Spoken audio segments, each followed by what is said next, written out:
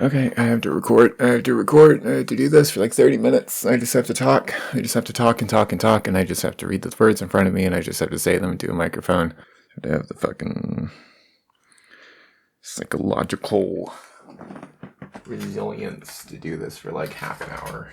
And that's it. And then I'll be done, and then I can drink those. Read the words in front of you. Trying to be creative is pretty brutal emotionally. There's this whole thing with trying to start projects and trying to finish them. I'm sure everybody has some experience with that, from hobbyist woodworkers to professional authors. It's just the way things go. Some ideas are bad, some get lost in the process, some are better off in something else. It's why every work itself is a miracle. So few things make it across the finish line into the hands of the public. Anything that does is precious. Everything is an exception to the rule, because the rule is that it gets kicked in the corner and forgotten. Personally, I call it my pile of dead hamsters. Just the right kind of imagery. It's sad when a hamster dies, but, you know, not the smartest creatures. There's a lot of hamsters in the world, and they're very good at making more hamsters, but they're not very good at being hamsters. So I've got this pile of dead hamsters. It breaks my heart, but I try not to grieve it, because ultimately, I learned a lot. There's a lot of ways a hamster can die, and a lot of them are really funny. We all think the hamster should live. Yeah, it should have all the hamster things and die of old hamster age. It would be dumb if it drowned because it deep-throated a water bottle. That would be really stupid if that happened. We force all these expectations on ourselves that we should always succeed, even if we don't know how to succeed. Maybe that one's projection. The capitalist demand to always be productive, the artistic demand to always be innovating, the internal demand to just fucking make something, you stupid piece of shit. When I look at my pile of dead hamsters, I remind myself that I fostered them. I gave them a place to stay, I gave them my all. I remind myself that sometimes that's all we can really do, and it'd be so much better if everything was so much better, but sometimes it just is what it is. Sometimes they run for so long on their little wheel that they die of overexertion, because that's what it means to be a hamster, to throw yourself into the rivers of fate and not know that you are drowning, to squeal and squeak and scream because you can't find your food bowl because it was moved slightly over to the right and you're a hamster. This isn't about art or hamsters. When we go looking for the poo-covered food we keep extra of for some reason, and we know it isn't there because everything smells like piss, so we have to eat our babies now. We aren't looking to fill our stomachs, we're looking for God. But God can't be found because God left us behind. We were born hollow, and we say that isn't true, so we stuff our cheeks. We say that can't be true, so we stuff them more, and we choke on our own saliva, but in that moment, we do not die hollow. We fill ourselves in the spirit of wine and dance and friends and song and work and strokes of the pen. We do not die hollow. We fill our lives with games and play, and in that we remember the face of God, and we say, squeak, squeak, I am a hamster. It's good to see you. So anyways, this hamster is not doing so hot. This was supposed to be a bunch of like shorter segments, a variety of miscellaneous games I've been playing, but then it got fed a Cracker Jacks box covered in toxic glue. True story that happened to my childhood hamsters. Maybe they were guinea pigs, I don't remember. But unlike Io, and I'm not quite willing to bury this one in the backyard. It's got a little bit of juice left to give, and I've already made like 25 minutes of it, so it's getting posted. I'll go ahead and throw all of the body parts, God, the metaphor just keeps on giving up, on Patreon, which, as always, will be freely available. I hate paywalling, and it's not like anybody can afford anything, so. Speaking of a K-shaped economy and techno-feudal dystopia, I'm personally convinced the only way to make it as an independent creative is via crowdfunding. I'm also convinced that nobody gets to make it anymore when the competition is automated swap accounts and corporations. So I think pointing out that I have a Ko-fi and Patreon is like pointing out money is flammable and handing you a lighter.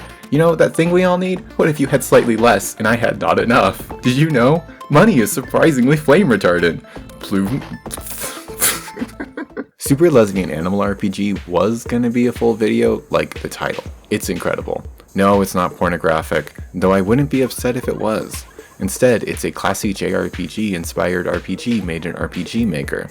You got your party of 4 saving the world through turn-based combat. Highly recommended, by the way. It's proudly queer, 2 of our leads are trans, and all of them are gay. Hence, super solid gameplay, looks fantastic, excellently written. It has a kind of sarcastic tone that's barely hiding tears behind a smile. It's funny, it's well paced, it has a very proper escalation, really sick ass setting I adore. I would actually call the story a relationship thriller with some low-ish fantasy. It's not high fantasy, but there's dragons and magic, but also some well done sci-fi. Medium rare fantasy? Anyways, the plot itself centers Melody and her girlfriend Allison. Allison wants to become an adventurer, which is basically a normal career in this world. They're just at the tail end of the honeymoon phase. Allison is trying to live up to how cool her mom is, and Melody is listlessly following along. Melody chooses to be a paladin, so she's the main healer of the group. Allison being the brawler / literal sword lesbian. Claire, the transbian wizard, a sentence I didn't know I needed, uses some spell to give them more magic and then tries to train them up, only for reality to fall away beneath their feet.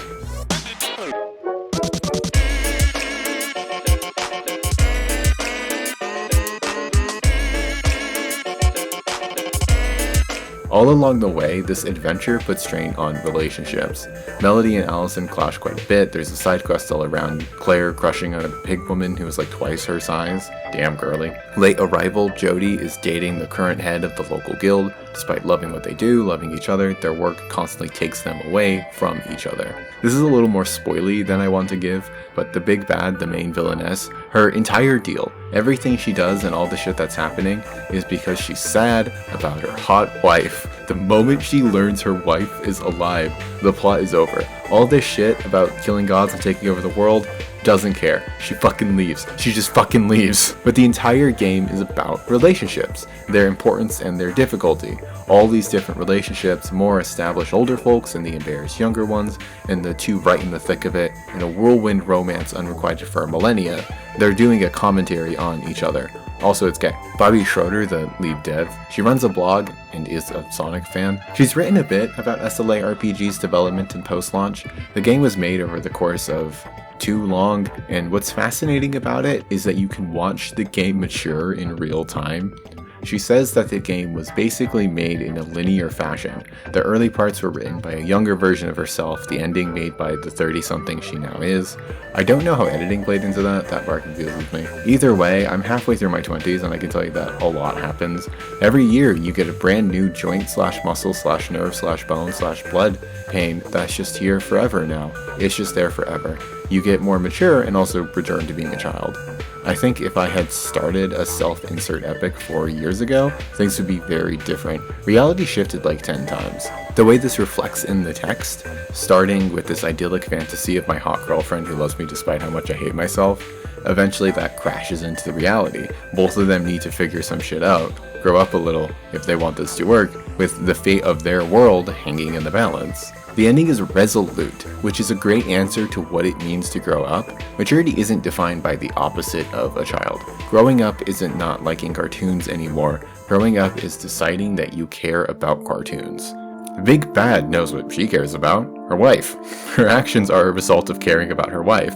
Melody haphazardly stumbles into risking her life on a daily basis because she thinks a girl is cute. Melody's ending to her arc isn't magically fixing all of her emotional problems.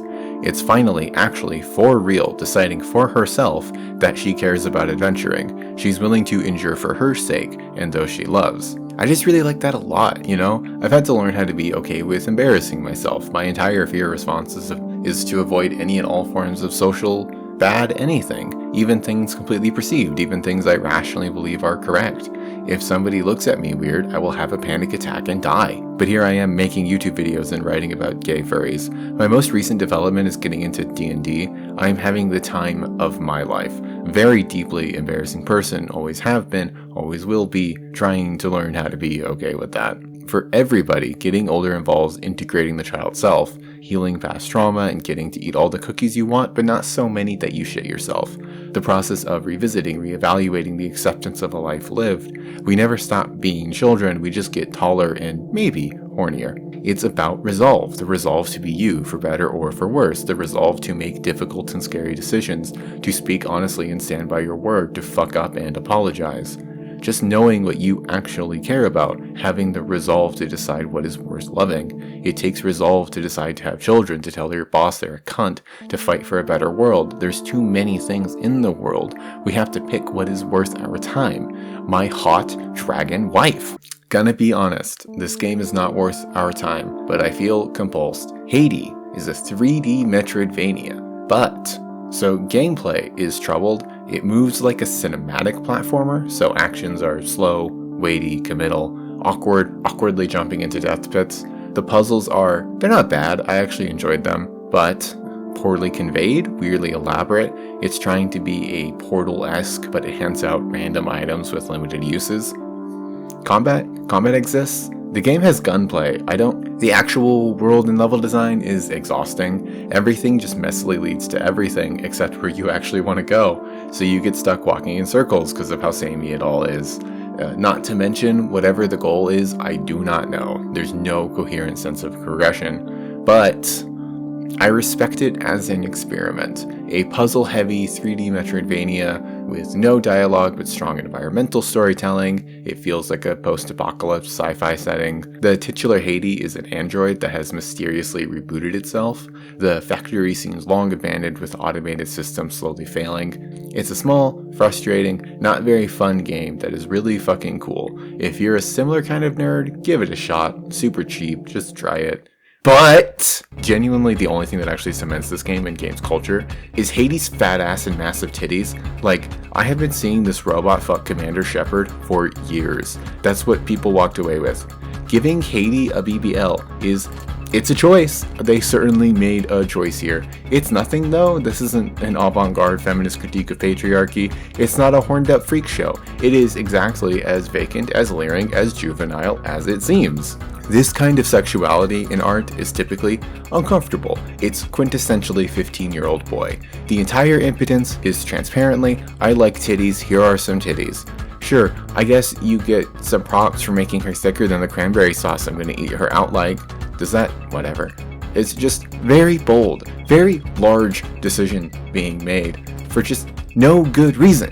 Honestly, I respect the hell out of it. It doesn't say enough to reveal any shittiness, so it's just tits on a screen. And yeah, sometimes the tits are just the tits. Say Aston tits. Let's play Hot Take Roulette. Unbeatable is a disaster. The gameplay is fine, but the campaign is an incoherent ramble that ends tragically, like a fart that was wetter than expected. The camera and performance issues can make it almost unplayable. Silksong's balancing is absolute dogshit. The obviously high difficulty level they're going for bleeds into exhausting tedium, and same as before, is all over the place. Why is the easiest fight the final boss while Savage Beastfly is one of the hardest? I've been thinking about playing Dream Tactics again, maybe hardcore mode, or there's a built-in rando I could play, and is concerning. I'm not that masochistic, am I? Little Witch in the Woods is absolutely fucking incredible and you should pick it up right now. If you have the money and want a cozy game kinda like Stardew but with an actual story and actual characters and more focused resource economy and crafting, it's better than Stardew. Fight me. Slay the Spire 2. It's perfectly fine. I hope Megacrit can pull back on some of the damage numbers just so I die. Slightly less to dead draws and bad draw order. It's a little over-tuned, but that's why they plan to spend a few years balancing it. All the review bombers are just upset that it dares to be different from the first one. It's legitimately a skill issue. I accidentally picked up Tingy's CD the day it released. It's a super enjoyable tower defense game, however it clearly wasn't playtested, so a massive chunk of vital development has happened post-launch. Makes up for the lack of substance the game had, but it makes it really annoying to write about. Terraria update is quite good. It's nice to see some new life get breathed into the game. I especially like the new summoner weapons and world gen seeds. But it is kind of flaccid. It doesn't feel like this immense new step in Terraria. A lot of the additions are just kinda there. Roller Coaster Tycoon 2, with the help of OpenRCT, is absolutely fantastic. For a game that was made 24 years ago, it plays perfectly with modern sensibilities. This game is so solidly designed that it's still one of the best in the genre, with the help of Open. It can't really run without it, and Open has a lot of very important features. Did you see the new Spyro announcement trailer? It revealed nothing about it. Who knows what the game would even be in any way? Collectathon platformer or spectacle fighter? Who knows? Brilliant, honestly. Bleeding this festering corpse dry. Do you think it'll be any good? Oh, the supposed final update for Sea of Stars is here. Literally yesterday. Should I? Good. But should I? Last one, alphabetically and for this video. Yars Rising. I saw this game and I was like, oh yeah, that'd be fun. I can talk about it in the project I'm currently working on. It gives me an excuse to buy it, I guess. So then I did buy it, on sale, $9, and then I did play it. Now, I don't really want to talk about it, but I recorded the whole playthrough, so I guess here we are. It's made by Way Forward Technologies. Shantae, River City Girls, you've probably heard of them if not by name. Way Forward is what I guess we call Double A. It's a well-established kind of indie studio that works directly with one of the largest companies in the games industry, in this case Atari. A lot like current Insomniac, who remain independent but publish with Sony. This gives them a proximity to capital, to borrow terms from intersectional theory. They have independence, a decent amount of creative freedom, operating with a smaller team to make smaller projects, but they also have the funding of a major corporation, access to their IPs, their clout, and resources. Meaning, Yars Rising can directly reference copyrighted material, they can pay Moe Shop to be on their OST, they can afford to make high-res, fully rendered 3D environments, but because they're not completely smothered under Atari's thumb, they can experiment, be a little weird. It's kind of a fascinating spot for a studio to be in. It doesn't happen very often, probably because creativity and capitalism are inherently contradictory value structures. Why would a massive corporation bother with doing something new or respecting workers if they can guarantee profit via pre-orders and firing everybody? Yars Rising is certainly a little weird. I would really like to like it. I would love to say, I loved this game and you should go play it. Unfortunately, most of it is okay, I'll say that. It's very chewable, low challenge, decently paced Metroidvania wannabe, heavily inspired by Metroid. It's got a pretty awesome setting and aesthetic and a story that is enjoyable for its first half. Don't buy it though, $30 is too many bucks, 10 at absolute most. 30 is obscene. The story, so close to being at least decent, it centers Emmy, a hacker, in this futuristic, not fully a capitalist dystopia, but not a capitalist dystopia. She's pretending to be a grunt for Kotek, some massive web service, while really doing corporate espionage for an unknown client with her small team of hackers. Emmy is #relatable. She's about as annoyingly overdone gamer-ish stereotype as she is an honest representation of like a dorky young adult. I like her a lot, actually. They nailed adorable nerd girl, but the writing, not quite up to par. The first fuck up begins in the opening section. Emmy is a part of a little hacker group. She has 3 friends she's working with. We start off really strong. We have her cool-headed childhood friend, a weird guy who was here for some reason, and a hot guy she's crushing on. Emmy is our protagonist. Like all protagonists, she needs some reason or another to be uniquely capable of rising to the occasion. Considering this is a chosen one narrative, sorta, doubly so. She's a tech girly, she's a nerd, a programmer, a hacker, but as we encounter technology, both in and out of her understanding, it's everybody else who starts explaining it to her. They're actually explaining it to the audience as exposition, but diegetically, them explaining it to Emmy undermines Emmy's competency. The first thing you're really learning about Emmy is that she is in no way uniquely capable of being the protagonist. She just kinda is because you're playing her, and that's how video games work. In world, why is she the one the group chose to send into Kotek? On top of this, we have a cast of 7 characters, including Emmy and Philip Ong, the villain. Individually, I think each one is pretty decent. Decent voice acting, except Hawkeye. Do you always... I was hoping I'd run into you. Better than leaving it in your...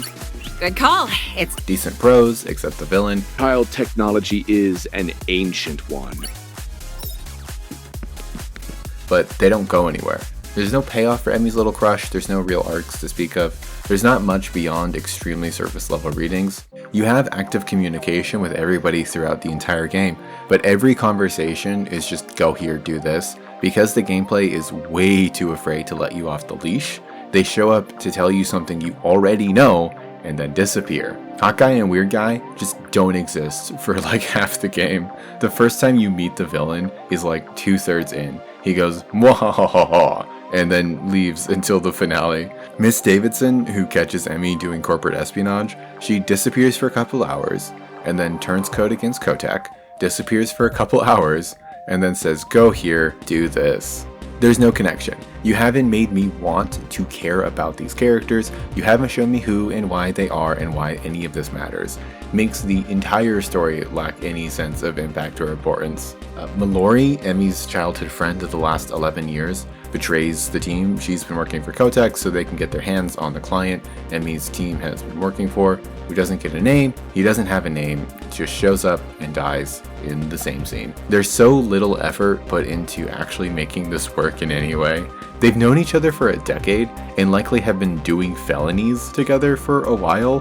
Why would Mallory betray Emmy? And when did she have the time to betray Emmy? It takes a lot of commitment to work for an evil guy. And like, oh god, so Emmy was visited by a bug alien at 6 years old who gave her a tech tat that is biohacking, and she blanked on the memory for 17 years because, and it just happens. They just tell you this. They just tell you that this happened. And she's like, oh yeah, aliens exist. Like 3 hours in, just aliens. There's a woman deep underneath the secret Kotek labs who was seemingly experimented on and made into a spider lady. No follow-up on whatever the hell this is. The promo art and background of the pause menu is this queenie magical sort of butterfly lady, presumably an important piece of iconography. 100% of the game, don't know what this is. I don't know what this is supposed to be. Yars Rising is pretty short. My playthrough took 8 hours, which is not much for a Metroidvania. They don't have the most amount of dialogue or time for dialogue, but they have all these big story beats and world building that desperately need set up. Really, the first line of dialogue needs to be foreshadowing the alien reveal. Everything Mallory does and says and is needs to foreshadow her betrayal. That's the only way I could possibly imagine the story actually having the impact that it desperately lacks. Missile Commander says he's gonna come back, then he does, but it's a fake out, so he leaves with Ong, and they just forgot about him. He's just gone. He leaves. The writing is a little bit too loose. It's mainly characterizing and working towards the immediate developments in the narrative, which would be fine if it wasn't also trying for all these really big ideas. Just kinda makes the ending the only thing it can be, annoying. The final boss is fucking Pong. You play against Philip Ong, do you get it? I fucking hate Pong. Pong fucking sucks and I don't like it. I especially hate playing Pong against a computer who can flawlessly track the ball's movement for randomly letting me win. Pong is dog shit. It's trash. I don't want to play it, and it makes you play Pong. The supposed actual final boss is a complete fucking wash and is basically nothing. But that's, gameplay. The genre of Metroidvania is being streamlined. They're being turned into a thing that has a wider appeal, that has the rougher edges shaved off, all of its quirks tucked out of view. A lot of this is good, but streamlining is homogenizing. Things inevitably become samey when they're blatantly trying to be the same thing. A genre, best known for having dozens upon dozens of secrets hidden in plain sight, reveals its secrets. Famous for pointlessly wandering in circles for hours, tells you where to go. It gets rid of the friction that defines it in the name of mass appeal. I honestly don't want to call Mirrors a Metroidvania. It feels like a disservice to a thing I love, but also it's undeniable that it's trading in the aesthetics and sensibilities of the genre. Stripping it of the title would be silly. So, like, breakable walls. Something that maybe kinda suck. They suck. Fuck them. But also, it's not the same without them. There's something about seeing a dead end, knowing something is up with that, and then proving yourself right. In the way that games are always a conversation between creators and players. You say nothing's there, and I call your bluff, or you make me look like an idiot. We're playing, it's fun. The trend starts with Lily Enders, but Yars just tells you where everything is. There's one kind of optional pickup, every enemy is filler, every platforming section is lasers. Health does not matter, death does not matter, the pickups do not matter. Frictionless, smoothed off, and utterly bland. It is so afraid of having an actual challenge. There's no punishment for fucking anything, you can ignore everything. Bosses go down without a second thought, they're all too simple and slow. I was ready to say it had the best hacking minigame ever, and honestly, it probably still is. It's basically an entire Atari-style shoot-'em-up inside of a Metroidvania. Almost every level is completely unique with a variety of win conditions and modifiers. They put a lot of effort into the hacking. It's fun and good, but fuck my ass. That shit is so goddamn annoying. It doesn't take well to a joystick, despite how it looks, it's not on a grid. Everything moves slightly too fast, the video effects and 4-bit style graphics can make it difficult to see what's happening. It's so fucking annoying. The more difficult ones are spam. It's spam. Here's 1,000 missiles, and they blow up for no reason while you struggle to control your character. The co-tile, your target, it's hitbox now, and you're dead. It's just awkward. I hope you can hold a weirdly specific angle to move at 45 degrees. I know for a fact that at some point in development this became obvious. The supposed challenge was too annoying and difficult and likely drove playtesters insane. Their solution, their actual fucking solution, was to turn off damage. You can turn on invincibility, invalidating any possibility of challenge whatsoever. Their solution to poor balancing was to remove the balancing. That's ridiculous, come on, that is an omission of failure. They tuned the difficulty so poorly, they didn't know how to fix it, so they threw it in the trash. That is incredible, an utterly incredible fuck up. However, I am for things like invincibility mode. I love seeing accessibility features in games, even if I don't need them. Somebody else might, they deserve to get to enjoy games on their own terms. It's just, you know, maybe revealing when that's the only one. When we choose to be challenged, we do so because we want to be. We enjoy it. The entire point is to struggle. But that willingness to suffer at the hands of a brutally ruled computer file comes from a position of respect. When developers create a game that asks for players to spend hours of their lives and get a repetitive strain injury, that challenge needs to be worth hours of our lives, the physical and emotional pain we enthusiastically pursue. Smashing your hand with a hammer is difficult, not fun, but it'll be hard. I tried to respect the hacking minigame, and I did for a while, but some of these, man, these little fucking spammy ass shit missiles. I don't respect this challenge, and I ain't fucking gonna if I don't have to. I turned it on at one point and just kind of forgot about it. There's quite a few hacking minigames in which the time limit is the problem, so invincibility does nothing. It does nothing in Pong, the one and only I actually want to skip. God, I hate Pong. I still got all this stupid biohacks despite not wanting, needing, caring about, or enjoying getting them. You can death warp pretty happily and save yourself some heartache. I would say I enjoyed the game well enough. The movement, the characters, the story, combat, all fun enough to get me through it. It's well paced, it's got a lot of cool ideas, it's fucking beautiful, the music's great, but you know, it wears a lot of its inspirations on its sleeve. Mecha and magical world anime, but also nerd culture and classic games. It's a pretty great interpretation of Metroid type Metroidvanias, run and gun, a dash of bullet hell. The abilities are satisfying to use, even if not quite as fast as maybe I've come to expect. The dash doesn't carry momentum at the end, it actually drops your speed to less than walking, so it's slower than walking. Very disappointing. One of the pickups is called Pond Skater Boots, like the little guys who skip on the surface of water. Emmy can't swim, and these are how she traverses water, but you don't skate. You don't get to skate. She walks. It sucks. Don't get my hopes up like that. But then the ending happened.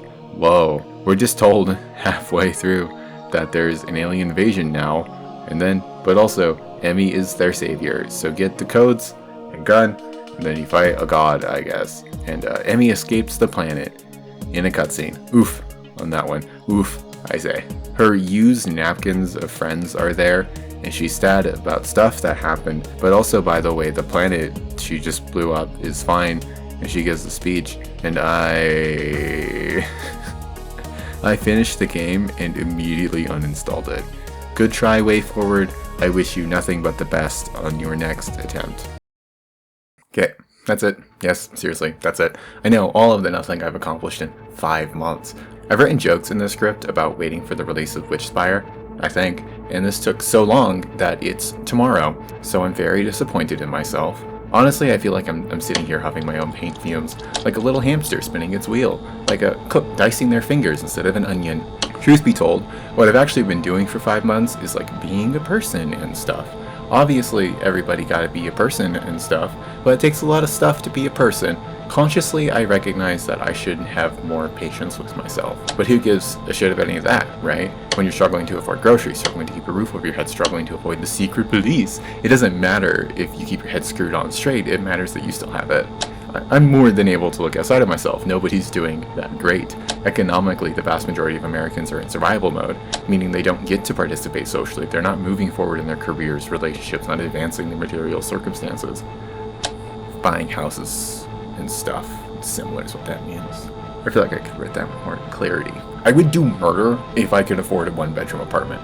Nobody's doing all that great. America is a third world country with a Prada bag. The last 50, nay 70, nay 250 years of fuck-ups have accumulated into a global disaster, and these citizens are the first to pay the price. Sure, that may be objectively true. It may be what defines the zeitgeist of my entire generation. It may have massive effects on the lives of myself and everyone else, but I wonder how much it stops me from looking in the mirror. The disappointment comes from expectation. The expectation comes from me. I want a lot of things, I guess. I want to not be poor. I want to not stay poor because of disability. I want to have the tools and the time to deal with that disability. I want to be able to help provide offers to others without spending every day counting pennies. I want to make things because I know they are important. I want to write the things people love to read, make the games people love to play, and edit the videos people love to watch. I want to entertain them, to enlighten them. I want to be what echoes in the background. I want to be as I am and give it freely, and to see that that is enough, exactly what is needed. To be not a cog in the machine of profit, but an organism in an ecosystem. To know my life will be the best it could have been for me, the best it could have been for you. I want to work hard for my own sake. I want to see that hard work benefit me, my loved ones, the people who need it. I want to be the needle to the thread. I want to see my hands sow forth a river of infinite blues. I want to see the fish swim as I pass on to inevitability. No, I don't want this. Everybody has their little delusions, and this one's mine. If God breached the heaven, if the wheel of samsara revealed itself to me and said, "You're bad, Lamau," spoke the tongues of tongues to tell me that I'm actually quite bad at writing, at cooking, at editing. You couldn't make a fiction story, all your food tastes like spicy shit. You've never been funny, actually, and say, actually, way too much. That all of my efforts are wasted, that the best I could ever be, will ever achieve, is the precise struggle I face now. I couldn't accept it. I couldn't because I can't. I've held on this long, we're seeing this to the end. I have to be at least decent at something. Right? I put 5 years of effort into this worthless shit. I have to be at least moderately okay at it, right? And also, oh gods of gods, it don't matter. We know it doesn't matter. Look around. Plenty of anti-talented people are doing just fine.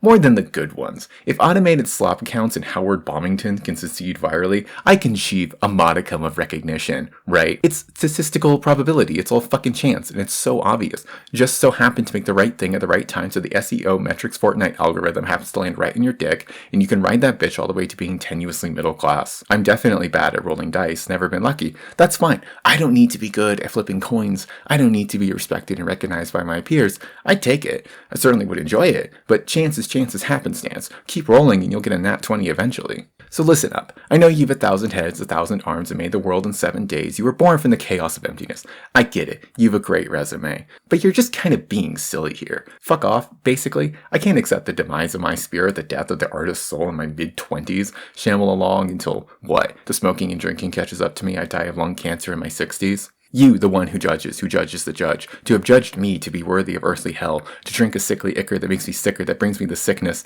to say I was damned to this failure and being failed, that I deserve to fail. Fucking chill a little, right? No, basically. I am not afraid, more annoyed at your insistence. Giving one eye to 3 sisters is pretty inefficient. At some point, the karmic weight just has to tip the scales, right? Then again, I did take a perfectly fine YouTube gaming video essay and make this. Okay, bye.